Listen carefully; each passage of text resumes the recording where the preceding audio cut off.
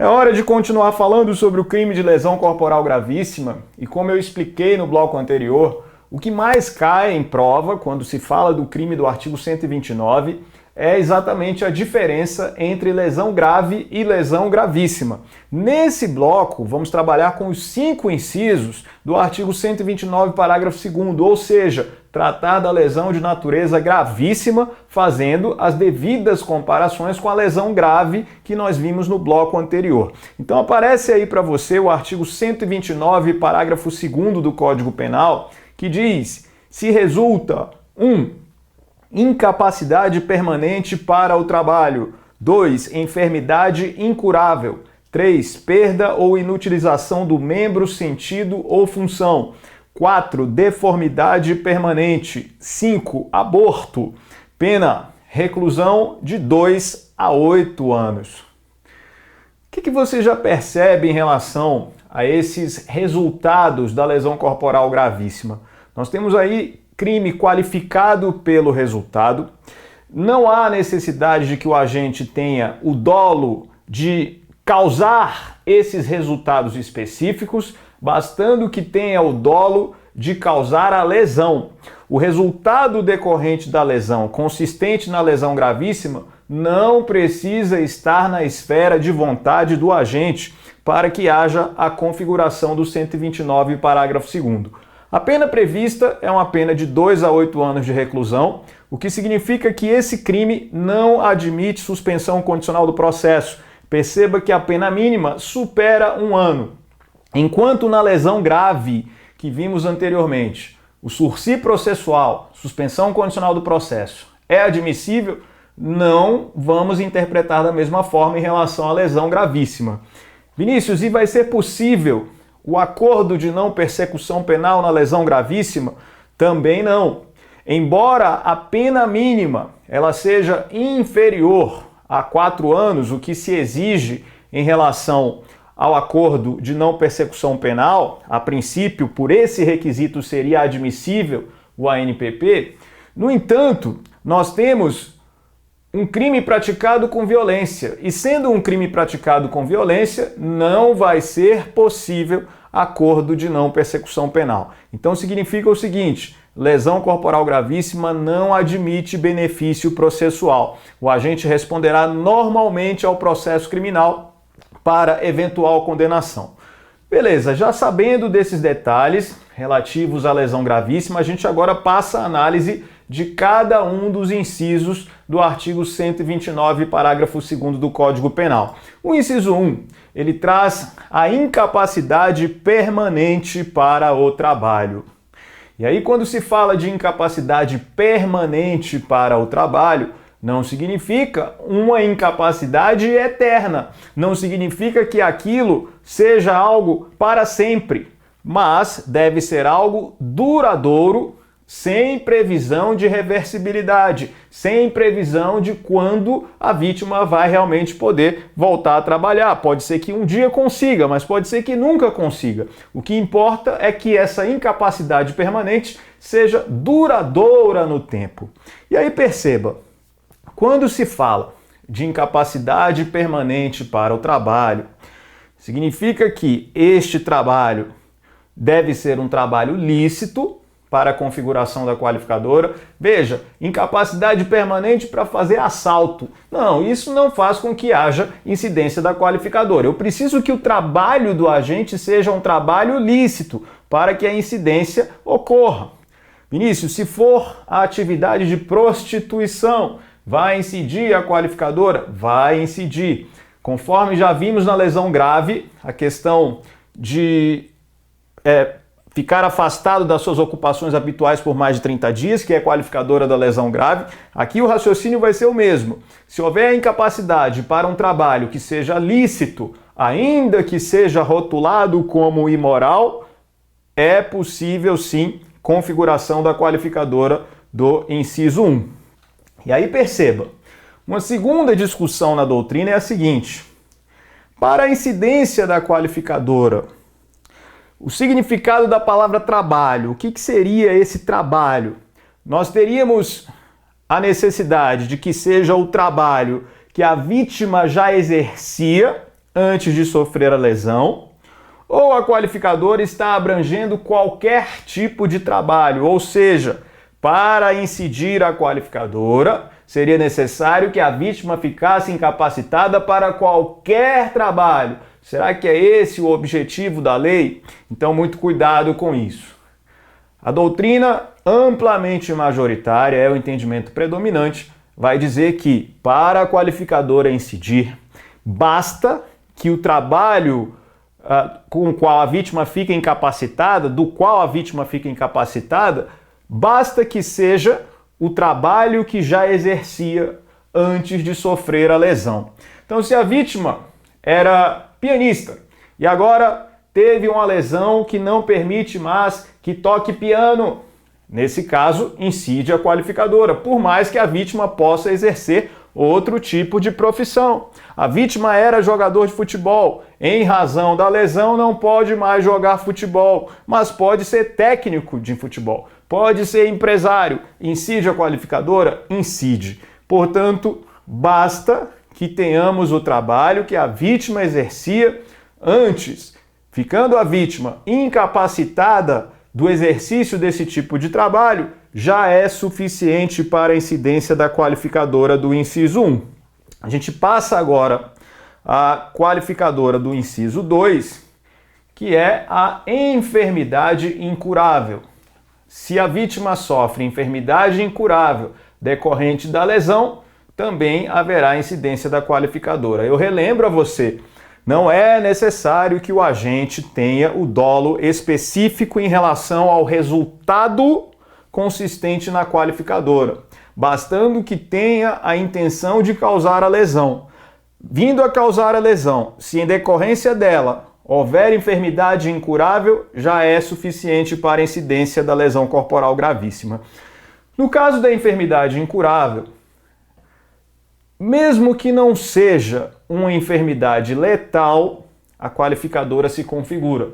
Supondo que, em decorrência da lesão, a vítima sofra um tipo de enfermidade que não mata, porém vai fazer com que ela fique a vida inteira com aquela enfermidade. Exemplo, uma doença de pele que depois da lesão corporal apareceu, tendo nexo causal com a lesão, e que agora a vítima vai ter aquela doença de pele pela vida toda, ainda que não mate. Uma doença psíquica. Depois que a vítima sofreu a lesão corporal, ela agora tem um problema de esquecimento que os médicos dizem que não há previsão de cura de acordo com a ciência atual. Mesmo que a vítima não vá morrer por causa disso, a enfermidade incurável está caracterizada e a lesão corporal gravíssima se configura. Perceba então que basta que a enfermidade seja incurável, não necessitando que seja letal.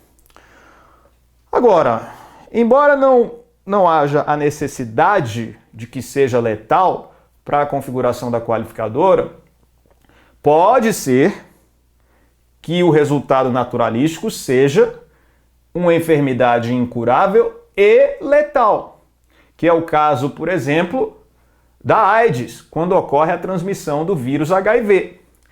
E, inclusive, isso já foi objeto analisado pela jurisprudência, objeto de análise da jurisprudência, tanto do STJ quanto do STF, quanto ao crime praticado por quem transmite dolosamente o vírus HIV. Então essa é a nossa indagação agora. Qual crime pratica quem transmite dolosamente o vírus HIV?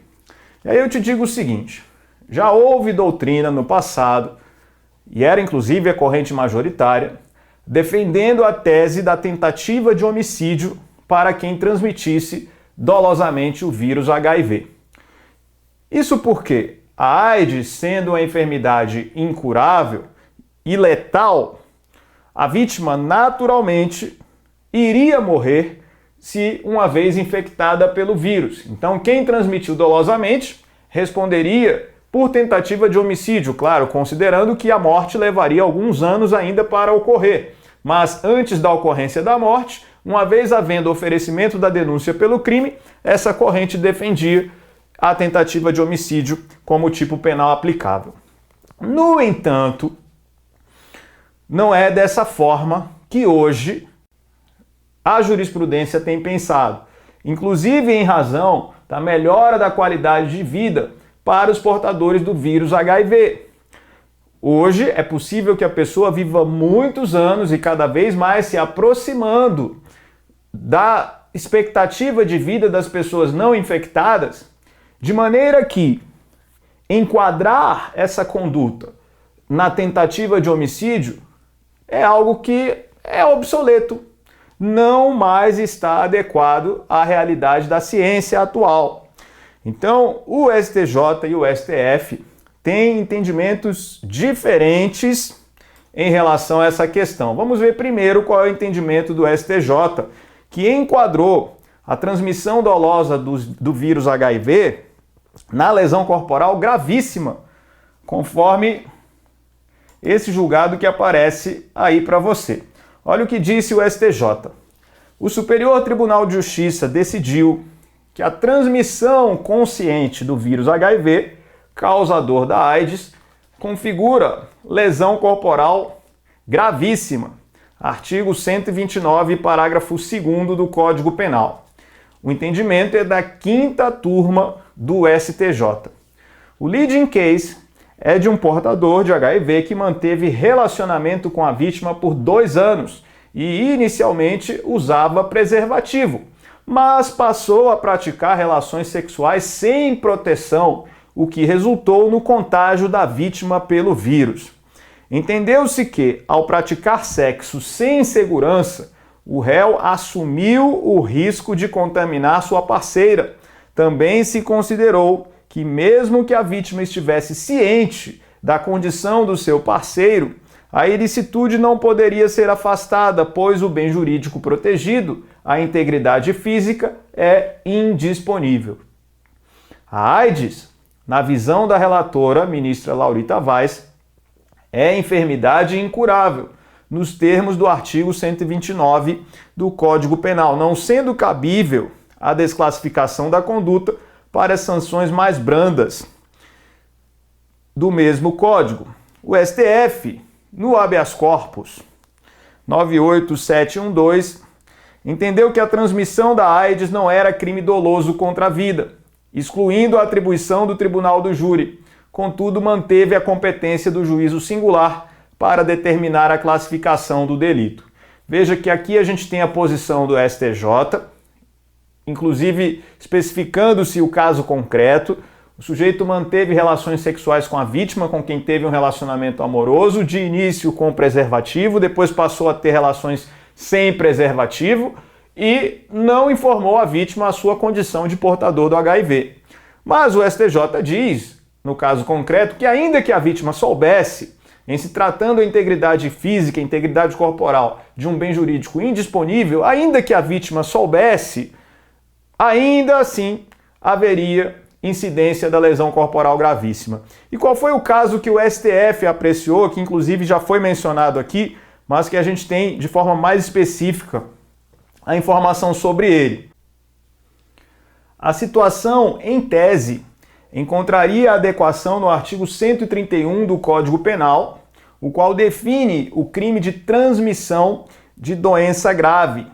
Assevera apresentar-se prematuro o afastamento da possibilidade de absolvição do paciente pela prática da suposta tentativa de homicídio. Diz caber ao tribunal do júri a definição da conduta delituosa a ele imputada, ficando revelada a incompetência do juízo criminal para decidir acerca da manutenção da custódia processual. Também se faria necessária a revogação da preventiva por estar a definição da conduta se tentativa de homicídio ou contágio de doença grave, sob o crivo do Tribunal de Justiça no recurso em sentido estrito. Acrescenta que, diante das discussões sobre a AIDS ser ou não no Brasil doença fatal, não é possível, desde logo, a imputação de prática de tentativa de homicídio, mantendo o paciente, o qual assim permanece, consoante registrado há mais de 9 meses, sob custódia cautelar até eventual submissão ao tribunal do júri. Então esse é o julgado do HC 100597 São Paulo, relator ministro Marco Aurélio. Nesse caso específico aqui, o paciente ele manteve relações sexuais com 3 vítimas diferentes em momentos distintos, sabendo que era portador do vírus HIV, porém sem informar as vítimas que foram contaminadas em razão da sua conduta. Numa primeira análise, entendeu-se o crime como tentativa de homicídio, mas o Supremo Tribunal Federal aqui diz que, em tese, a adequação melhor seria a do artigo 131 do Código Penal, perigo de contágio de moléstia grave, que a gente vê já já. No entanto, o Supremo não retirou a competência do júri para o julgamento, mas não porque o 131 seja crime doloso contra a vida, porque não é. Mas o STF entendeu que, apesar de numa situação em tese o crime se enquadrar no artigo 131 do Código Penal, ainda assim o fato deveria ser submetido a júri popular para que o jurado, com a sua soberania, pudesse definir o tipo penal aplicável à espécie. Então o STF, embora rotulando a conduta como crime do artigo 131 do Código Penal, manteve a competência do tribunal do júri para apreciação, ou seja, quem sabe o conselho de sentença entende que o crime é de tentativa de homicídio e, pela soberania, isso deveria ser respeitado. De qualquer forma, vamos ver o que diz o artigo 131 do Código Penal, perigo de contágio de moléstia grave, que a princípio, numa análise que o STF fez, seria o tipo penal aplicável, que diz: praticar com o fim de transmitir a outrem moléstia grave de que está contaminado, ato capaz de produzir o contágio, pena reclusão de 1 a 4 anos e multa.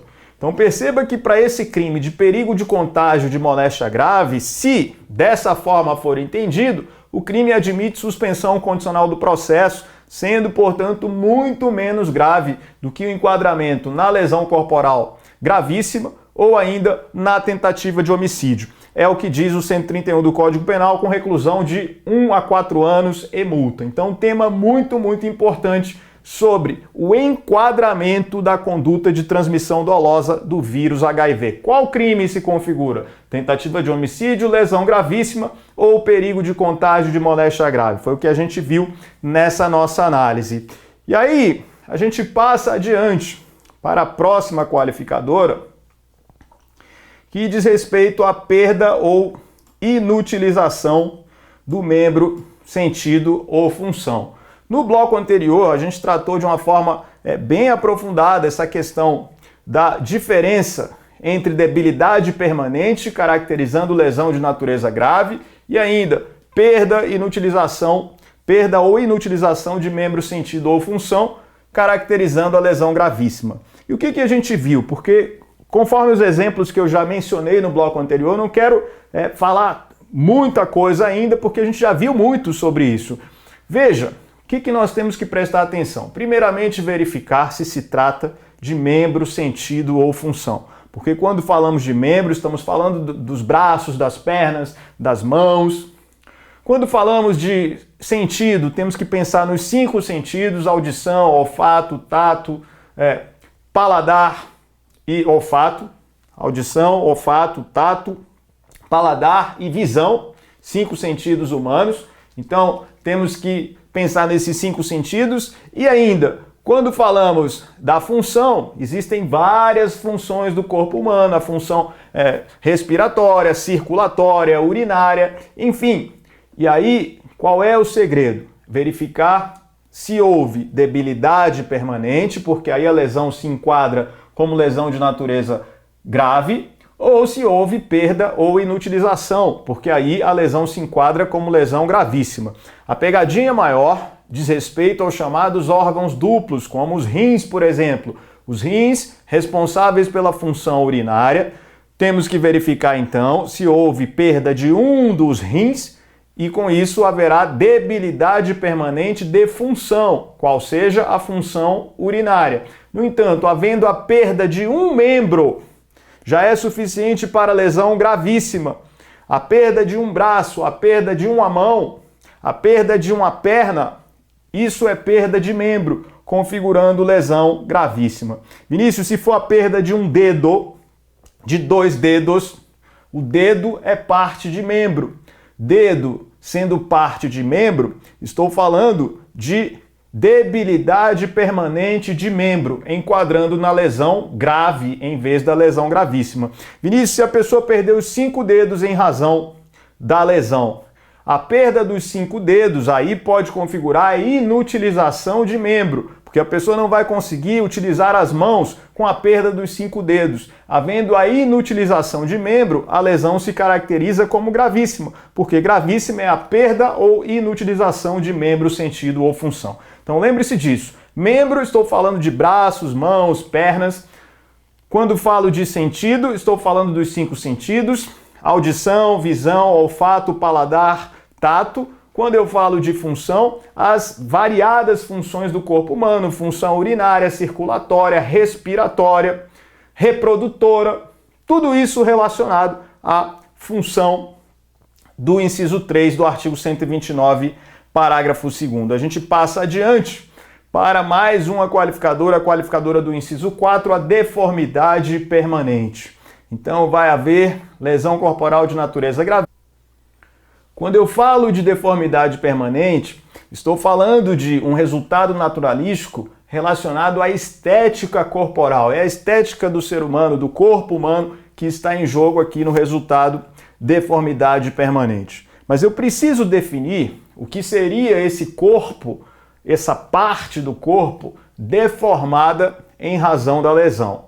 E a vítima, no caso, ficando com essa deformidade permanente, nós vamos ter aí um resultado estético que precisa ter determinados padrões para que possamos admitir a incidência da qualificadora do inciso 4.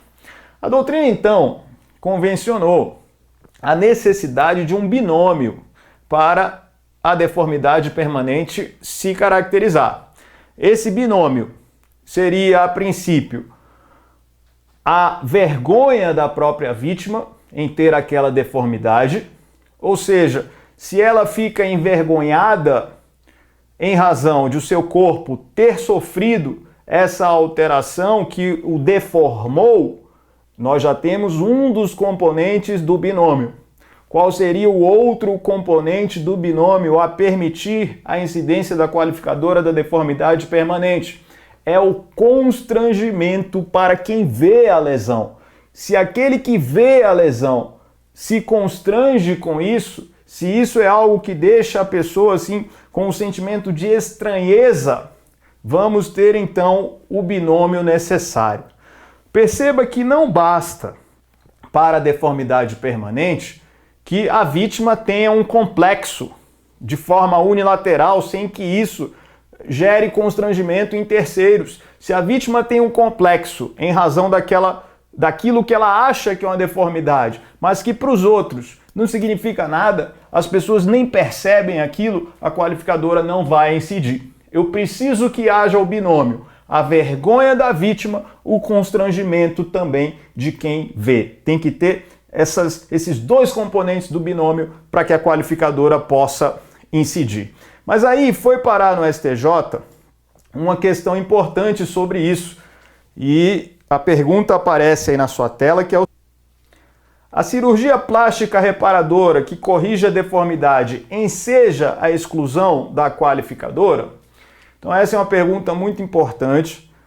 Supondo que a vítima tenha sofrido uma cicatriz no rosto em razão da lesão, ficou uma cicatriz caracterizadora de uma deformidade, tendo a vítima então se submetido a uma cirurgia plástica satisfatória, que retirou aquela deformidade e que agora ninguém mais percebe que existe aquela cicatriz na face.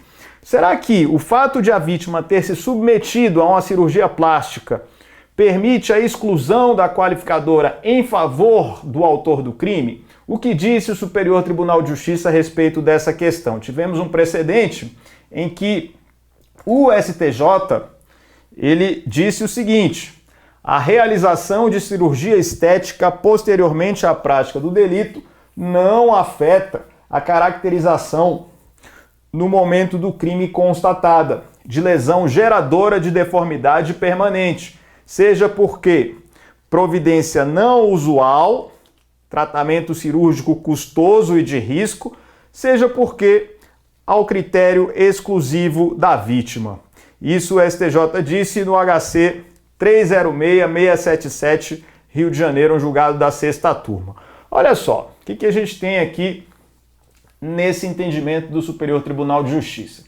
Para o STJ, não vai haver exclusão da qualificadora, porque não faz sentido que o autor do crime seja beneficiado em razão de a vítima ter se submetido a um procedimento, em primeiro lugar, custoso, caro para ela, e depois, um procedimento que gerou dor para a vítima, gerou desconforto em razão de ter que ser submetida a uma cirurgia plástica para a retirada da deformidade. Sendo assim, não pode o autor do crime ser beneficiado em razão de um procedimento ao qual a vítima teve que se submeter para a retirada da deformidade.